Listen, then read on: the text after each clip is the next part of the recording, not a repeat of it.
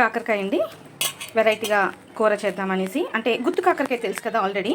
So ఆ ప్రాసెస్లోనే కానీ మసాలా అంతా పట్టించేసి వేపుతాను, డీప్ ఫ్రై చేస్తాను, చేసి ఇగురులా చేస్తాను అనమాట. చూసారు కదా. ఫస్ట్ ఆఫ్ ఆల్ నీట్గా కాకరకాయలను కడిగేసుకొని ఈ రకంగా కోసుకోవాలి. ఇలా చిన్న చిన్న స్ప్లిట్స్గా కోసుకోవాలన్నమాట. ఇది మాత్రం మొత్తం కాకరకాయ పలంగానే రౌండ్గా చేస్తూ దీన్ని ఇలా చీలిక చేసుకున్నాను. ఇలా చిన్న చిన్న చీలికలుగా పెట్టుకుంటే సరిపోతుంది. సో ఇంకా రెసిపీలోకి వెళ్ళిపోదాము. కారం, తగినంత ఉప్పు, తగినంత పసుపు,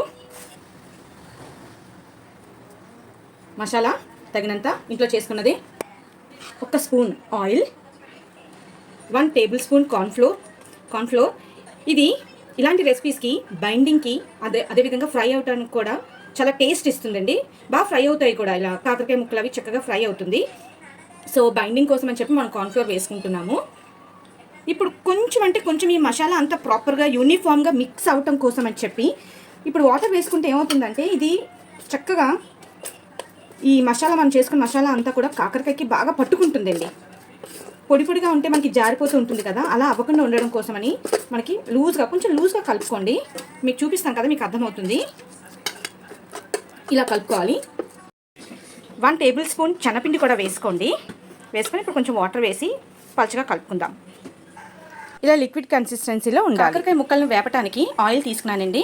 ఇంకా నూనె వేడెక్కిన తర్వాత ఈ స్లిట్ చేసిన కాకరకాయలని వేసి వేపేయడమే. ఈలోపు నూనె కాగేలోపు నేను కాకరకాయకి గ్రేవీకి ప్రిపేర్ చేస్తాను. 1 మీడియం సైజ్ ఉల్లిపాయ, 2 టమాటాలు తీసుకున్నానండి. నేను చికెన్కి అల్లం వెల్లుల్లి పేస్ట్ చేసింది ఆల్రెడీ కొంచెం ఉంది. సో ఇందులోనే వేసి గ్రైండ్ చేసేస్తాను. మిశ్రమం అంతా కూడా దీనికి పట్టేటట్టు చూసుకోండి ఫ్రెండ్స్. నెక్స్ట్ ఆయిల్లో వేసేటప్పుడు ఆయిల్ కొంచెం వేడిగా ఉండాలి.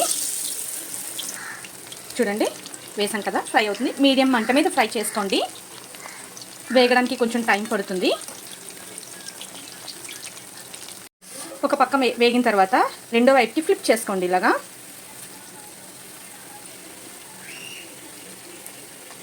చూసారు కదా, ఫ్లిప్ చేసుకోండి. ఒక పక్క వేగాక కొంచెం వేగుతాయి అన్నమాట. కొంచెం వేగితే పక్క తీసేసుకుందాం.